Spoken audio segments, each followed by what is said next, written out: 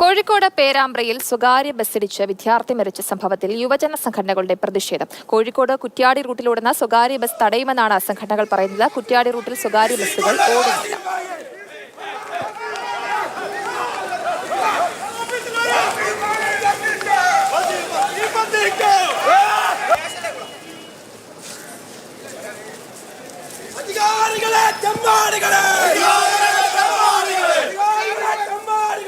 കൂടുതൽ വിവരങ്ങളുമായി ഇംതിയാസ് കരീം ചേർന്നുണ്ട്. ഇംതിയാസ്, വലിയ പ്രതിഷേധമാണോ അവിടെ? ജയലക്ഷ്മി, ഈ പ്രതിഷേധം തുടങ്ങിയിട്ട് ഇപ്പോൾ ഏകദേശം 2 മണിക്കൂർ പിന്നിടുകയാണ്. കഴിഞ്ഞ ദിവസം ഈ കുറ്റ്യാടി റൂട്ടിലോടുന്ന സ്വകാര്യ ബസ്സുകളുടെ മത്സരയോട്ടം, ആ മത്സരയോട്ടത്തിലാണ് ഒരു വിദ്യാർത്ഥിയുടെ ജീവൻ പൊലിഞ്ഞത്. അബ്ദുൽ ജവാർ എന്ന കാലിക്കറ്റ് യൂണിവേഴ്സിറ്റിയുടെ റീജിയണൽ സെന്ററിൽ പഠിക്കുന്ന 19 വയസ്സുള്ള വിദ്യാർത്ഥിയുടെ ജീവനാണ് പൊലിഞ്ഞത്. ബസ് തലയിലൂടെ കയറി ഇറങ്ങിയായിരുന്നു അദ്ദേഹത്തിന്റെ മരണം. എന്നാൽ ഇന്ന് ഈ കുറ്റ്യാടി റൂട്ടിലോടുന്ന ബസ്സുകൾ ഇത് സ്ഥിരം സംഭവമാണ്. ഇവിടെ സ്ഥിരമായിട്ട് ഈ രീതിയിൽ ബസ്സുകളുടെ മത്സരയോട്ടമാണ് എന്നാണ് നാട്ടുകാർ ഒന്നടങ്കം പറയുന്നത്.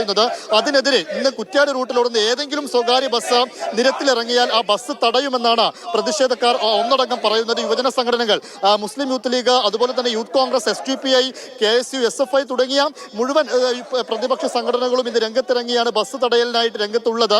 എന്നാൽ ഇന്ന് ഈ കുറ്റ്യാടി റൂട്ടിലേക്ക് ഒരു സ്വകാര്യ ബസ് പോലും ഇന്ന് സർവീസ് നടത്തിയിട്ടില്ല. അങ്ങനെ ഒരു കാര്യമുണ്ട്. എന്തായാലും KSRTC അധിക സർവീസുകൾ കുറ്റ്യാടി റൂട്ടിലേക്ക് നടത്തുന്നുണ്ട്. അതുകൊണ്ട് തന്നെ അതൊരു വലിയ ആശ്വാസമായി മാറുകയും ചെയ്യുന്നുണ്ട്.